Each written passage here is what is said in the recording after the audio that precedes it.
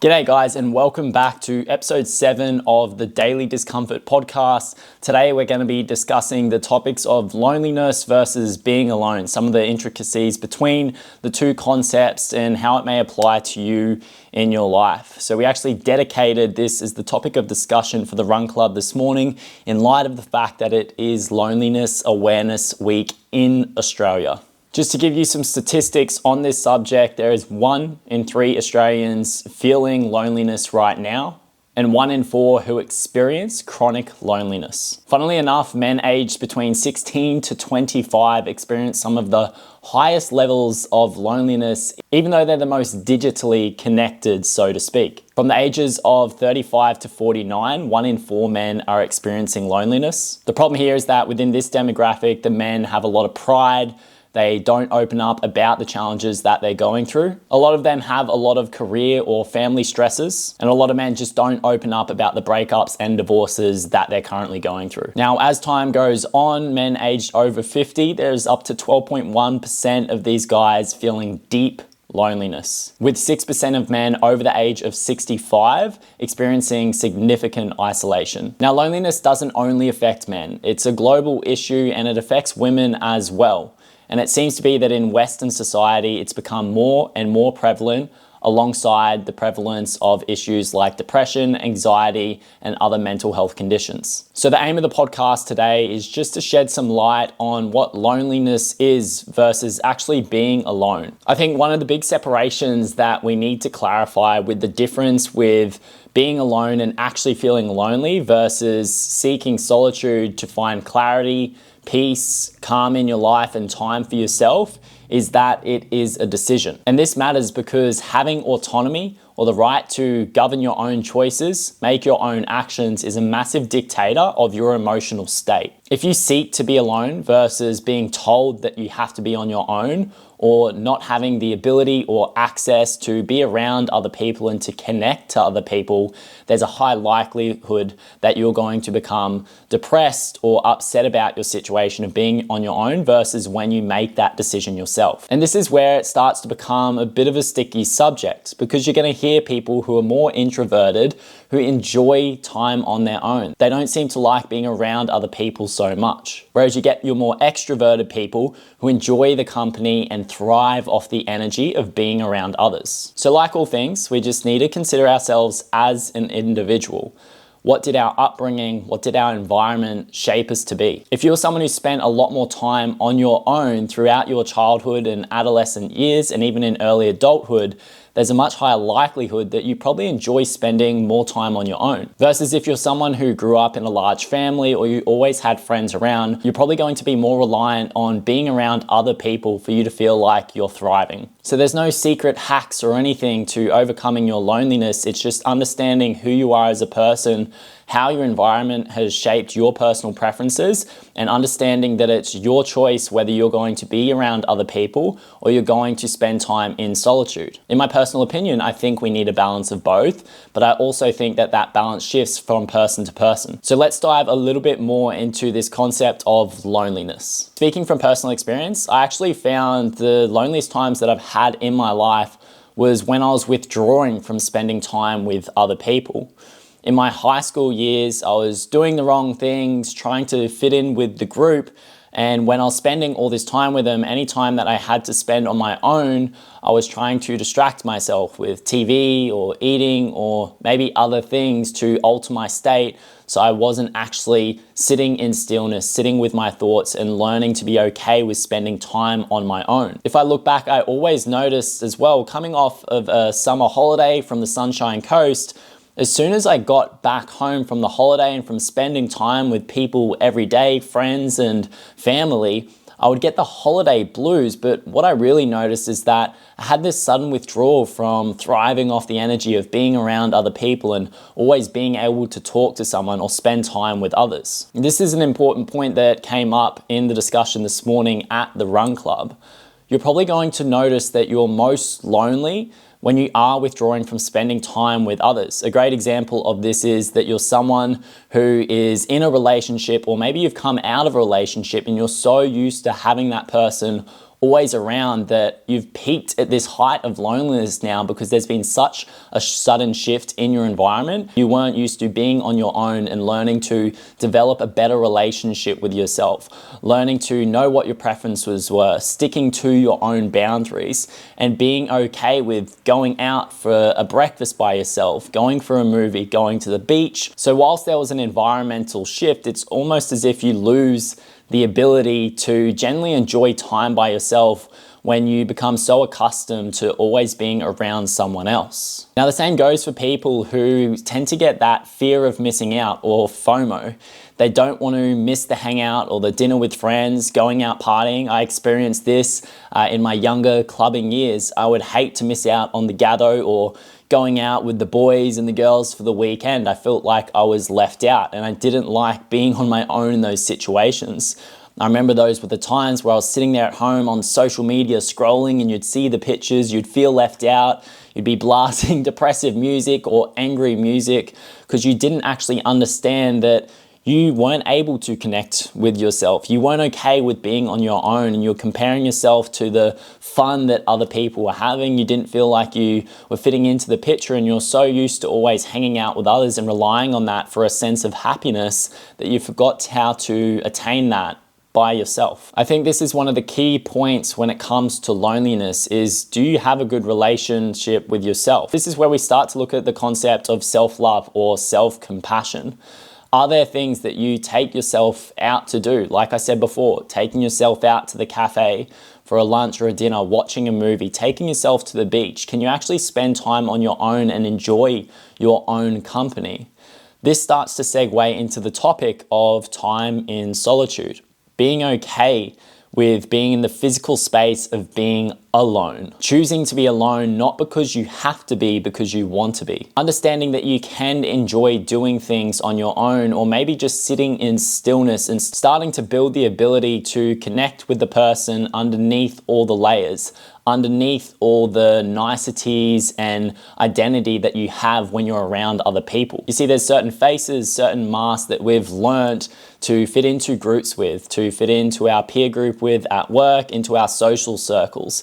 Sometimes we don't actually question whether we value the things that these other people do. We know we just feel comfortable in their company. And this can be one of the massive reasons that people start to feel lonely even when they're around other people. They're not aligning with what they actually enjoy. They're losing a sense of their self because they're just trying to fit in. So they feel disconnected with who they are. By the same token, if they're not actually relating to the things that a lot of these other people are interested in, the things that they talk about, the activities that they partake in, they're not going to feel so connected with these other people, and they start to feel like a little bit of an imposter. Yet the thought of being on their own, leaving toxic environments or people that no longer serve their best interest, this is frightening. And fair enough, if we're a species that came from communities, we came from tribes, it is within our DNA to want to be around other people. We don't want to go against the grain at the risk of becoming an outcast. Years and years ago, this would have possibly resulted in death. If you weren't able to hunt or gather with a tribe, you weren't able to eat, you didn't have the numbers to protect yourself. Hunting and gathering is a little bit different in society today. We've got a lot more access to things like food, shelter, warmth, basic hygiene, the basic necessities of life. Now, I think what's broadcasted on social media and pre-social media, what we used to see on TV and movies and on magazines, tells us what we should be doing, tells us how we should talk to other people, tells us that we do need to fit in and we need to look and identify a certain way. Now, slowly over time, your value system is built by what others say and how you're influenced. Yet again, at some point, you become very disconnected as there's a feeling of dissonance between the values that you actually have in your life, or maybe that the people around you have, and what your true values are. Now, whilst it is scary to remove yourself from a certain group of friends, a partner that maybe doesn't align with the values that you have, this is the uncomfortable part. This is the part where you've got to step into the lonely chapter, the part where you have to become okay again with spending time on your own. Now, I certainly have my own biases. I spent a lot of time on my own in my life. I had a lot of friends at school and social groups outside of school, but a lot of the time at home, I was in a household by myself. So we start to adapt to that environment, and our childhood, our adolescence heavily influences who we are as adults. So something that I found a lot easier for myself to become more comfortable with was time on my own.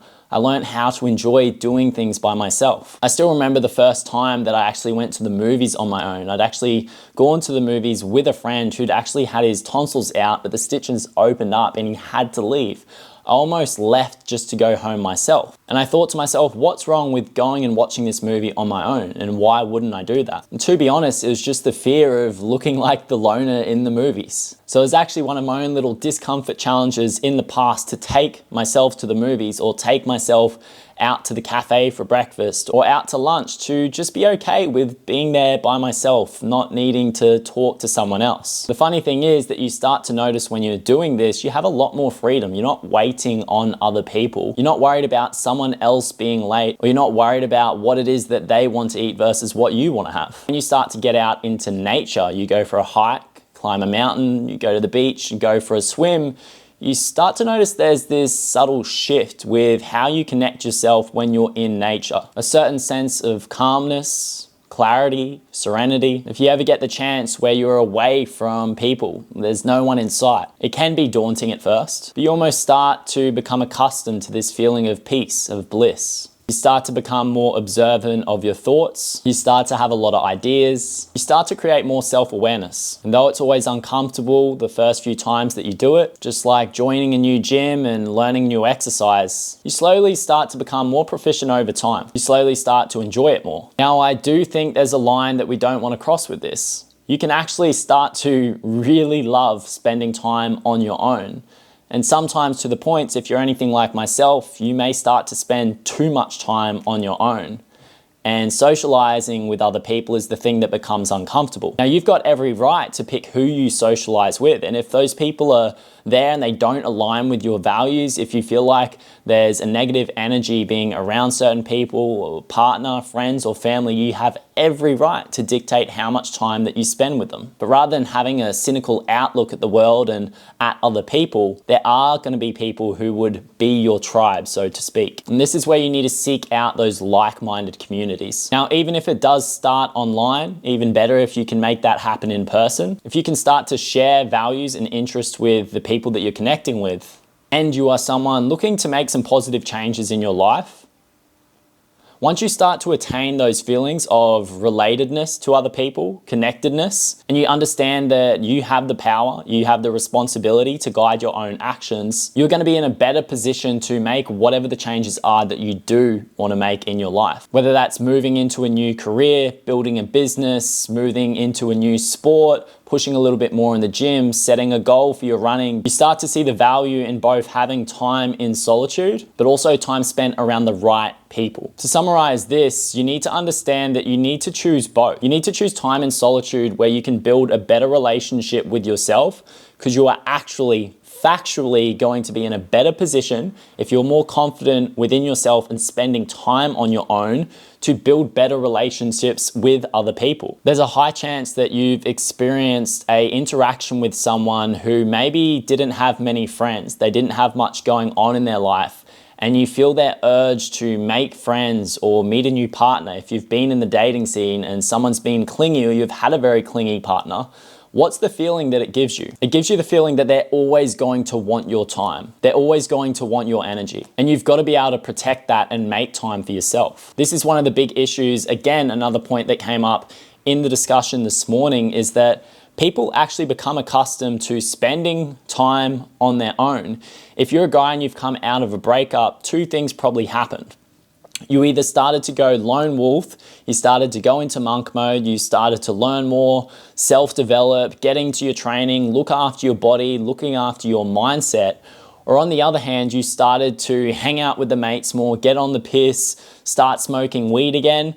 If you were lucky enough, maybe you got a blend of both, in the sense that maybe you weren't drinking and getting on it a little bit more, but you started to hang out with a solid and positive group of friends that helped to bring you up. What we need to look out for here though is that the next time you get into relation, you don't let that all slip. If you've got a positive group of friends around you, you make time for them. If you enjoy spending time on your own and you've built that relationship with yourself, you respect that and you don't give that up. As we said earlier, it's when there's a sudden shift in your environment. It's when you suddenly go from spending all this time with someone, or maybe spending all this time with a group of friends who you've had to leave because it was no longer serving you, no longer aligning with you. You are going to experience loneliness then if you've lost that ability, or you haven't given yourself permission to spend time on your own.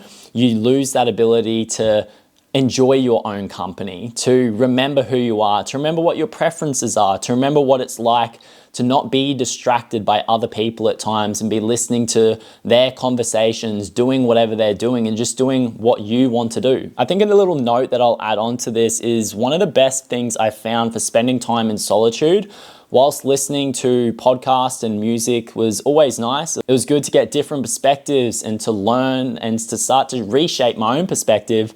I think spending time in silence, stillness, true stillness, is something that we should start to strive for. Not all the time, but some of the time. It's not going to be a heightened state of happiness, but it may be a deep sense of calm after you get used to it. Now, this is where you can utilize something like breath work. If you are someone who is spending more time on their own and you're not enjoying it, you feel like you're constantly worrying, that is your nervous system in fight or flight mode because it's scared of the current circumstances. So what can we do to regulate that nervous system? We can control our breath. We can down-regulate the nervous system and attain that parasympathetic tone. This is where you gain that sense of calmness, and this is where you start to become more present in the moment. You're not worried about what other people are doing. You're learning to observe those thoughts. You're learning to observe any habits or behaviors that you've had recently that maybe aren't serving you. Maybe you're also learning that you don't need these other stimuli and distractions for you to feel good. Purely sitting there being with yourself is enough to feel a sense of joy or bliss. So if I look at this overall, I think this whole concept of loneliness versus being alone is based off what we choose.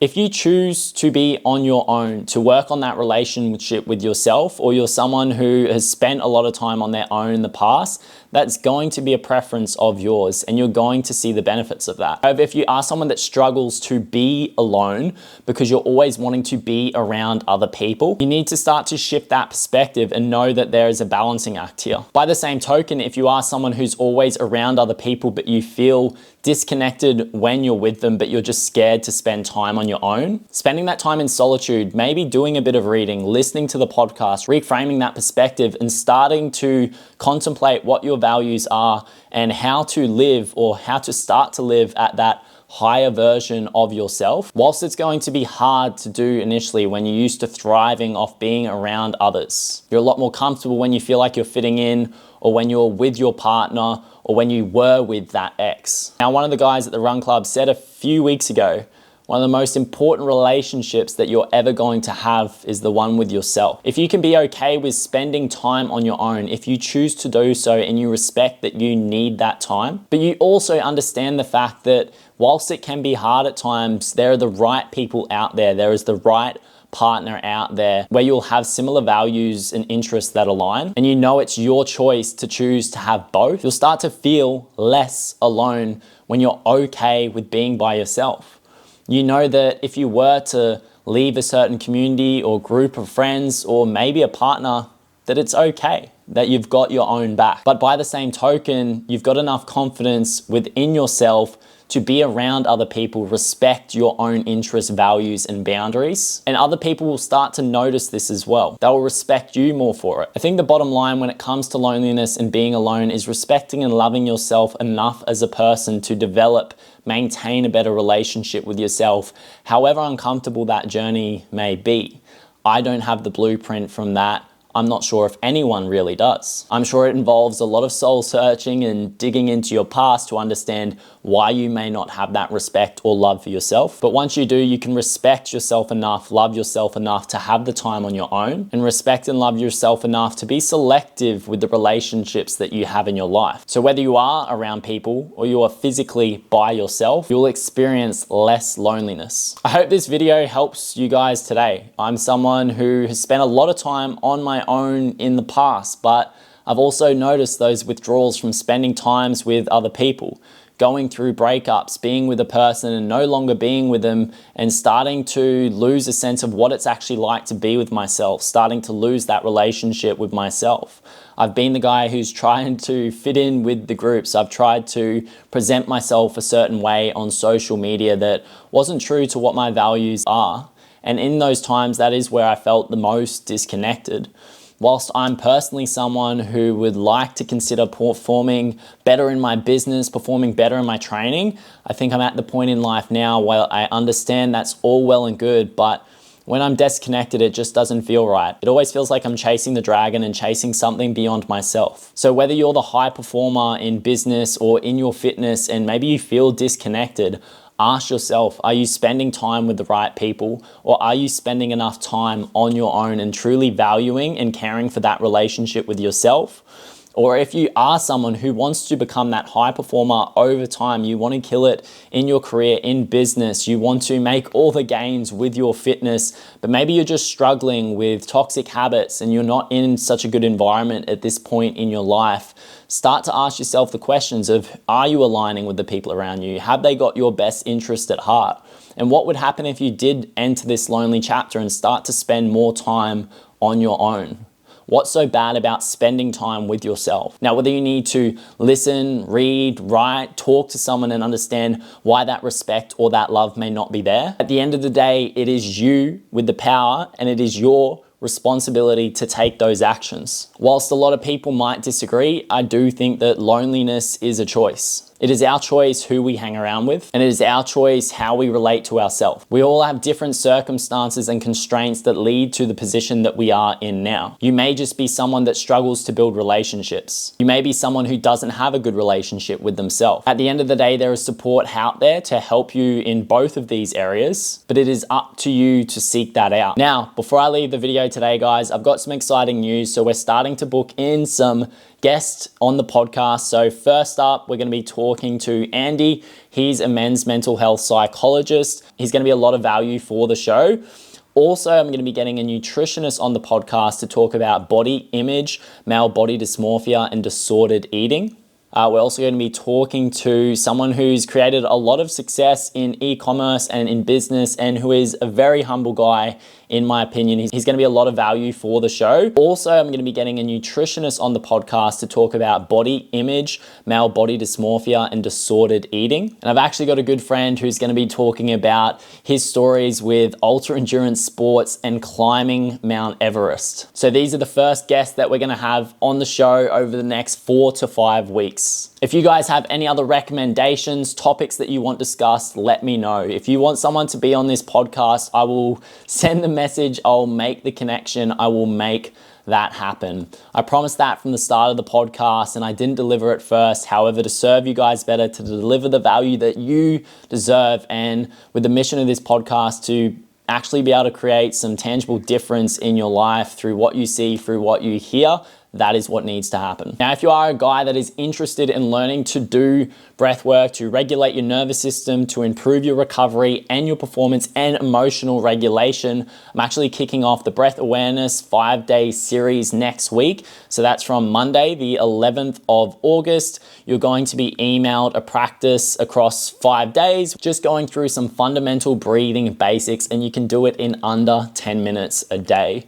So if you want that, DM me on Instagram Instagram at Daily Discomfort AU or at Coach Michael Stone. DM me the words breathe. I'll send you to the sign up form. This is a no paid email. You'll have an option whether you want to stay on for the email newsletter and get weekly tips and tricks and advice when it comes to breath work, hybrid training, nutrition, and also just your own self-development as a man each week. Also, if you're Brisbane based and you want to join us for the next run club, we've always welcomed you with open arms. We start at 6 a.m. from Wharf Park in Newstead every Saturday. 5K run, whether you need a walk or run the whole thing, breath work, and we have a topic of discussion for each week, followed by some coffee. You're always welcome to come down for a run, breath work, and a chat with the boys. Thanks for listening today, guys. I'll see you next time. See yous.